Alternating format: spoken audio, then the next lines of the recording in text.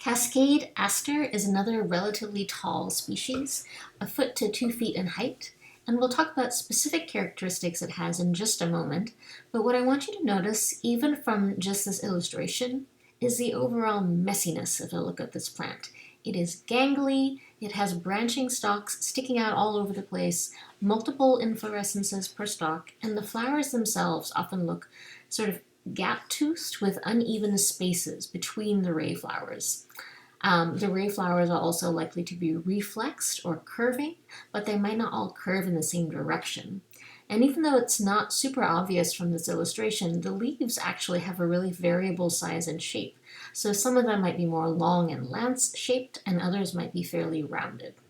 So if you see a tall, daisy-like plant that seems kind of disorganized in spirit, you're probably looking at Cascade Aster. Here are some good views of this species going through its reproductive phases. Buds will start out just green, but pretty quickly you'll start to see both the yellow disc flowers and the purple ray flowers emerging. Just remember that the flowering phase doesn't actually start until the whole inflorescence has opened up and the reproductive parts are accessible to pollinators. You can see that their fruiting phase has basically the same shape as the budding phase, but most or all of the ray flowers will have lost their color and fallen off, and the whole structure will look sort of old and brown.